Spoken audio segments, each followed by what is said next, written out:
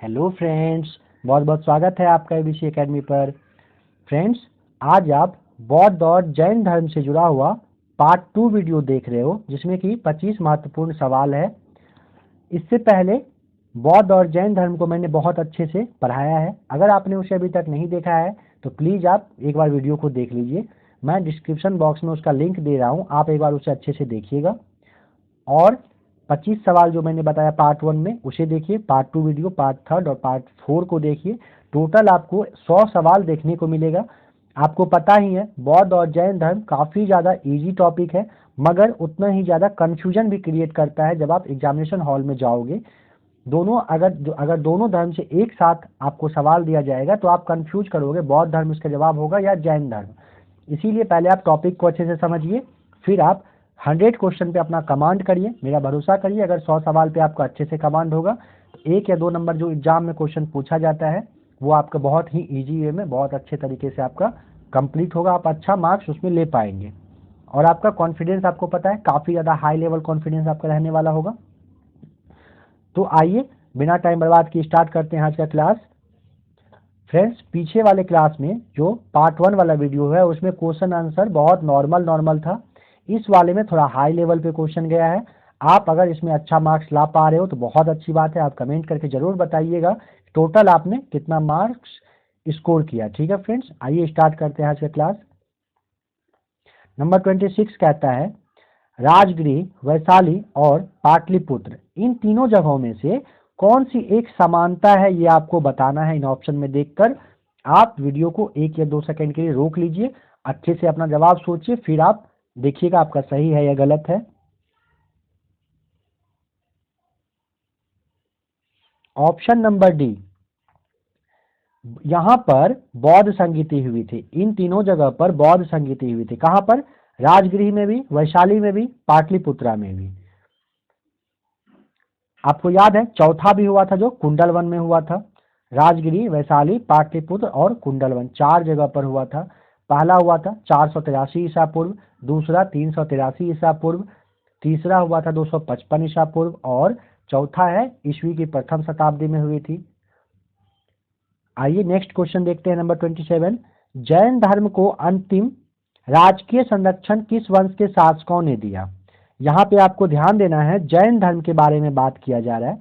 Next आगे बहुत जल्द आपको सवाल मिलेगा जिसमें बौद्ध धर्म के बारे में पूछा जाएगा, तो फिर वहां पे आपको कंफ्यूज नहीं होना है।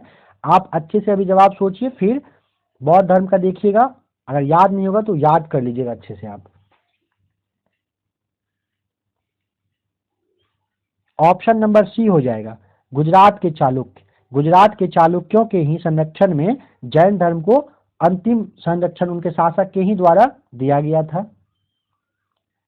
28 कहता है, सूची 1 को सूची 2 से मैच करना है। आप वीडियो को रोक लीजिएगा, देखिए ऑप्शन नंबर ए हो जाएगा सही। चन्ना जो है ये बुद्ध के सारथी थे। कंठक बुद्ध के प्रिय घोड़ा का नाम है। अलारकराम और रुद्रकराम पुत्र बुद्ध के प्रथम गुरुदेव यानी गुरु थे और निरंजना नदी के ही तट पर उन्हें ज्ञान की प्राप्ति हुई थी। ठीक है, ध्यान रखना है आपको। नंबर 29 कहता है, इन दोनों को आपको मैच करना है। शिक्षा केंद्र और संस्थापक को आपको रिलेट करना है यहाँ पे।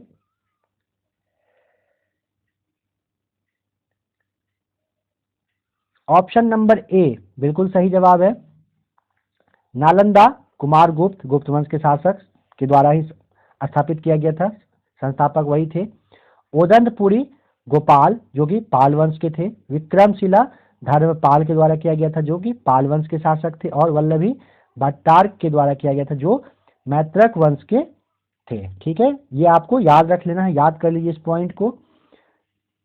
नंबर 30 कहता है, बौद्ध धर्म, अभी आपने देखा था जैन धर्म, देखिए यहाँ पर क्वेश्चन कह रहा है बौद्ध धर्म, माफ कीजिएगा फ्रेंड्स 1 मिनट रुक जाइए। यहाँ बौद्ध धर्म को भारत में अंतिम राजकीय संरक्षण किस वंश के शासकों ने दिया था? ऑप्शन नंबर ए बंगाल के पाल। बंगाल के जो पाल शासक थे उन्होंने ही बौद्ध धर्म को भारत में अंतिम राजकीय संरक्षण दिया था। ध्यान रखना है आपको इस बात का। नंबर 31 कह रहा है, योगाचार्य या विज्ञानवाद के प्रतिपादक थे? कौन थे? इन चारों ऑप्शन में से कौन सा जवाब सही होगा?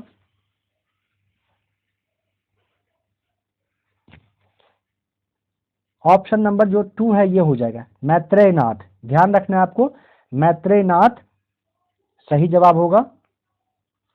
मैत्रेय नाथ ही योगाचार्य और विज्ञानवाद के प्रतिपादक थे। ध्यान रखना है आपको, इस बात का बहुत अच्छे से ध्यान रखना, क्योंकि एग्जाम में बहुत बार आ चुका है। बौद्ध धर्म का मूलाधार है, बताइए बौद्ध धर्म का मूलाधार क्या है?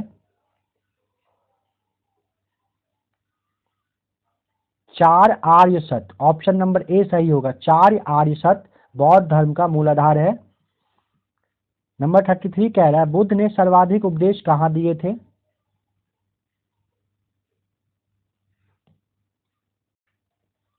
ऑप्शन नंबर बी श्रावस्ती हो जाएगा सही जवाब। मैंने आपको बताया था बुद्ध ने अपने सर्वाधिक उपदेश कौशल देश की राजधानी थी श्रावस्ती, वहां पर दिए थे, और अपने उपदेश उन्होंने कौशल, वैशाली, कौशाम्बी और महत्वपूर्ण राज्यों में दिए थे। मगर ये तीन, कौशल, वैशाली और कौशाम्बी इंपॉर्टेंट है, और सबसे ज्यादा श्रावस्ती में दिए थे, जो कि कौशल देश की राजधानी थी।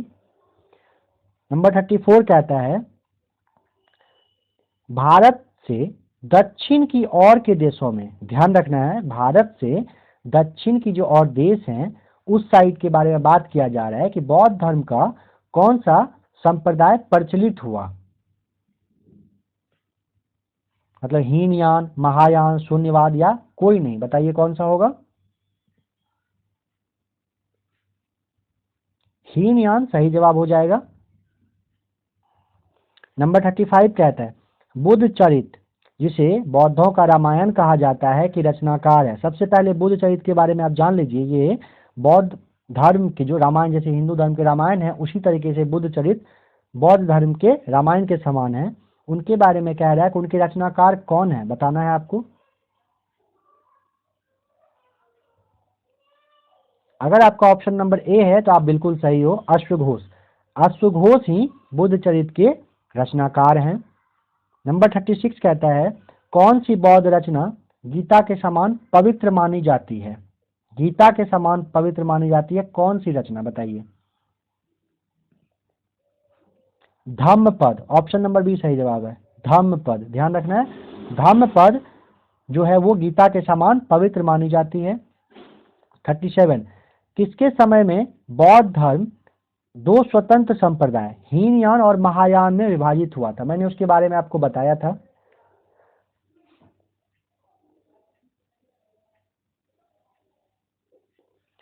कनिष्क, ध्यान रखना है, कनिष्क के शासनकाल में ही, ठीक है। अब देखिए मैं आपको बता रहा हूं कि चौथा जो बौद्ध संगीति हुआ था, जिसके की शासन का काल उनका उस वक्त कनिष्क का चल रहा था, उसके बाद ही बौद्ध धर्म दो भाग में विभाजित हुआ था, हीनयान और महायान में, ठीक है। नेक्स्ट क्वेश्चन कहता है बौद्ध धर्म में भावी बोधिसत्व या भविष्य के बोधिसत्व किसे माना गया है? मतलब जो अगला अब जो उनका रूप आएगा उनके बारे में बताया जा रहा है, कौन सा होगा वो? Option number D Maitreya. इसका मतलब मैं आपको थोड़ा सा बता रहा हूं, देखिए कह रहा है कि अब जो भगवान बुद्ध का जन्म होगा फिर से, या हो भी चुका होगा, उसके बारे में बता रहा है कि वो मैत्रेय रूप में आने वाले हैं, ठीक है। और उसमें बौद्ध धर्म में कहा गया है कि भगवान बुद्ध जो आएंगे वो मनुष्य के रूप में या पशु के रूप में आ सकते हैं, दोनों में से किसी रूप में आ सकते हैं, ठीक है। नंबर 39 कहता है अनेकांतवाद निम्नलिखित में से किसका केंद्रीय सिद्धांत एवं दर्शन है? बताइए, बौद्ध मत का, जैन का, सिख या वैष्णव, किसका होगा? ऑप्शन नंबर बी जैन मत का। ध्यान रखना है आपको, अनेकांतवाद जो है जैन मत का वो क्रोर या केंद्रीय सिद्धांत एवं दर्शन है। नंबर 40 महान धार्मिक घटना महामस्तकाभिषेक निम्नलिखित में से किससे संबंधित है? बाहुबली, बुद्ध, महावीर या नटराज?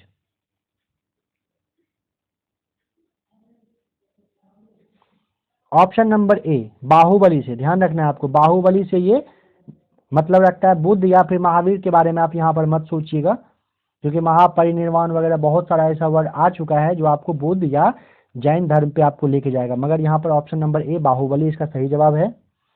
नंबर 41, महावीर की मृत्यु के बाद जैन संघ का अगला अध्यक्ष कौन हुआ था, आपको बताना है।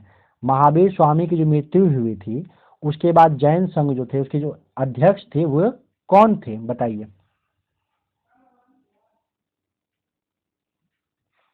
सुधर्मन, ऑप्शन नंबर सी होगा सही जवाब। सुधर्मन महावीर स्वामी की मृत्यु के बाद अगला अध्यक्ष हुए थे।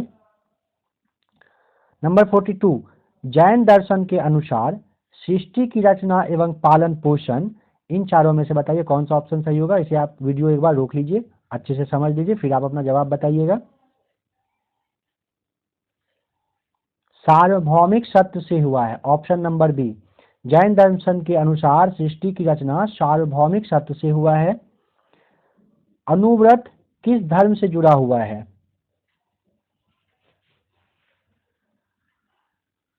ऑप्शन नंबर डी, जैन धर्म। जैन धर्म से जुड़ा हुआ अनुव्रत जो है ये जैन धर्म से जुड़ा हुआ है। जैन तीर्थंकर पार्श्वनाथ द्वारा प्रतिपादित 4 महाव्रतों में महावीर स्वामी ने 5वें महाव्रत के रूप में क्या जोड़ा था, बताइए क्या जोड़ा था। ऑप्शन नंबर डी, ब्रह्मचर्य को जोड़ा था। किसे? ब्रह्मचर्य को जोड़ा था। जैन ग्रंथ कल्प सूत्र के रचयिता हैं, बताइए कल्प सूत्र की रचना किसने की है?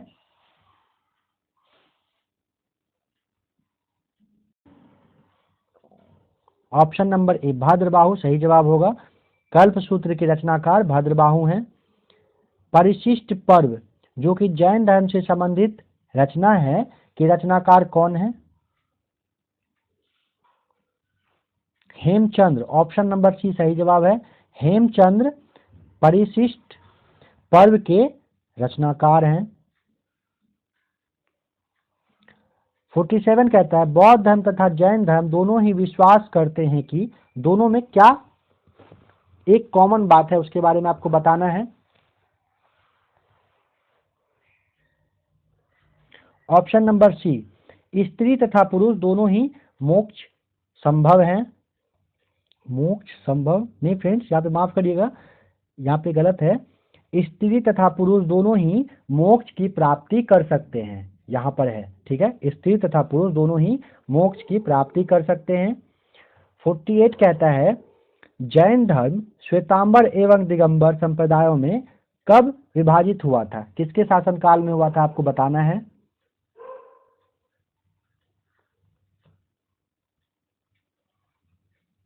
ऑप्शन नंबर ए, चंद्रगुप्त मौर्य के समय में सही जवाब होगा। चंद्रगुप्त मौर्य के समय में जैन धर्म श्वेतांबर और दिगंबर संप्रदायों में विभाजित हुआ था। 49 कह रहा है द्वितीय जैन महासभा का आयोजन कहाँ हुआ था। ऑप्शन नंबर बी सही जवाब होगा, वल्लभी में। वल्लभी में दूसरा जैन महासभा का आयोजन हुआ था। वल्लभी कहाँ पर है, तो गुजरात में है, ध्यान में रखना है आपको इस बात को। और अगर पहले की बात की जाए तो पहला पाटलिपुत्र में हुआ था, पहला 300 ईसा पूर्व में हुआ था, और दूसरा 6ठी शताब्दी में हुआ था। मैंने उसे अच्छे से बताया था। पहला जो कि 300 ईसा पूर्व में हुआ था पाटलिपुत्र में, उसकी अध्यक्षता स्थूलभद्र ने किया था। दूसरा जो 6ठी शताब्दी में वल्लभी में हुआ था, वल्लभी जो गुजरात में है, शर्मा नहीं, माफ कीजिएगा, क्षमा श्रवण ने किया था। जी हाँ, क्षमा श्रवण ने किया था। और आज का लास्ट क्वेश्चन कहता है बौद्ध संगीतियों के 4 आयोजकों का सही क्रम क्या है। फ्रेंड्स ये क्वेश्चन आपके लिए मैं छोड़ रहा हूँ, आप इसका ऑप्शन बताइएगा, A B C D comment करके जरूर बताइएगा कौन सा सही है। आप इसे अच्छे से देख लीजिए। अब आइए मैं आपको एक बार बहुत फास्ट में एक बार रिवाइज करवा दे रहा हूँ जो अभी आपने देखा। राजगिरी वैशाली, एक मिनट रुक जाइएगा फ्रेंड्स। राजगिरी वैशाली पाटलिपुत्र ये तीनों वो जगह है जहां पर बौद्ध संगीति हुई थी। जैन धर्म का अंतिम जो राजकीय संरक्षण मिला था वो गुजरात के चालुक्य के शासनकाल में ही मिला था।